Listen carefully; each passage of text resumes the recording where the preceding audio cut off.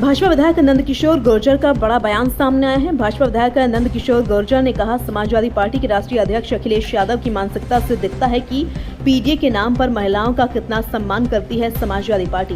विधायक पूजा पाल को समाजवादी पार्टी से निष्कासित करने पर महिला सम्मान के लिए लड़ाई में कूद पड़े बीजेपी विधायक नंदकिशोर गुर्जर।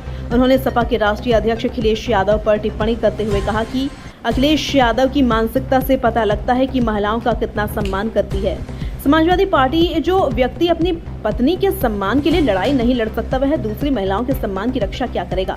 यह अखिलेश यादव की सोच में ही दर्शाता है। जबकि विधायक पूजा पाल के द्वारा अपराधियों के खिलाफ की गई टिप्पणी पर इस तरह की कार्रवाई केवल जिहादी मानसिकता के लोगों द्वारा ही देखने को मिल सकती है। देखिए अपने बयान में क्या बोले भाजपा विधायक नंदकिशोर गुर्जर। जो पीडीए की बात करते हैं, ये शर्म की बात है।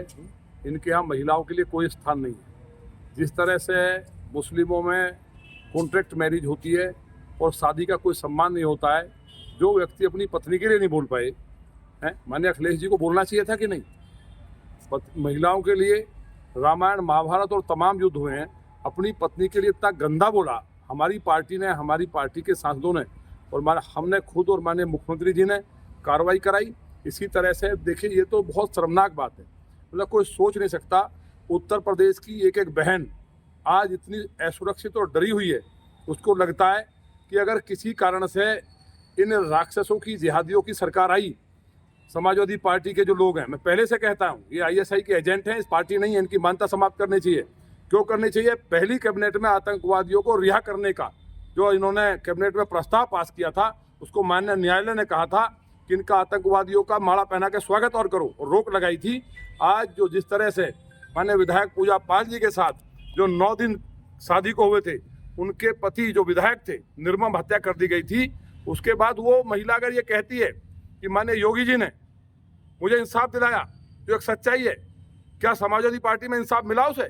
जब माननीय योगी जी ने इंसाफ दिलाया, ये बोलना कौन सा पार्टी के खिलाफ था?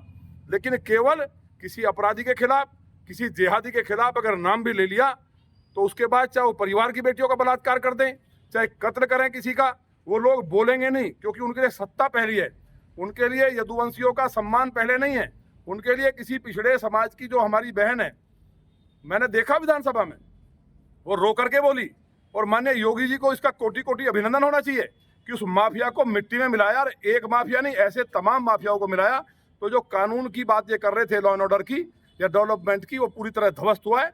और मुझे उम्मीद है कि जो व्यक्ति पीडीए कहकर के पिछड़ा, दलित, अल्पसंख्यक बता रहे हैं, क्या ब्राह्मण, क्या वैश्य, क्या यहाँ इस पार्टी में क्षत्रिय, उनके लिए कोई जगह नहीं है? तो जो उस पार्टी में उस समाज के लोग भी हैं, उन लोगों को भी निर्णय करना चाहिए, सोचना चाहिए कि व्यापारी या ब्राह्मण या क्षत्रिय, उन लोगों का जो एक पार्टी अलग करके अपमान कर रही है, ये संविधान का भी अपमान है। बाबा साहब को इन्होंने माफिया बताया। इनके नेता जो आज जय भीम बोलते हैं, शर्म नहीं आती इन लोगों को? बहन जी को मारने के लिए इन्होंने पूरी साजिश कर ली थी और मार ही दिया था अगर भाजपा के लोग नहीं होते। बाबा साहब को क्या आजम खान लगातार भूमाफिया नहीं बोलते थे? और आज ये लोग कर रहे हैं जय भीम, पीडीए की बात कर रहे हैं। ऐसे लोगों को शर्म आनी चाहिए। और मुझे उम्मीद है चुनाव आयोग से, चुनाव आयोग, क्योंकि ये संविधान का पूरी तरह अपमान है। संविधान में किसी जाति के भेदभाव के बिना हम लोग काम करेंगे। और जिस पार्टी ने क्षत्रियों को, ब्राह्मणों को और वैश्य को अलग कर दिया हो और पीडीए कह के चलती हो, तो पूरी तरह संविधान और लोकतंत्र में उस पार्टी की मान्यता निरस्त होनी चाहिए। और जो बहन पूजा पाल है, उनके साथ उत्तर प्रदेश नहीं, हिंदुस्तान की एक एक बेटी और एक एक भाई पूरी तरह से साथ खड़ा है। हम लोग स्वयं इलाहाबाद जाएंगे और उनके इंसाफ जो मिला है, उनका अभिनंदन करेंगे कि एक शेरनी ने सही बात कहने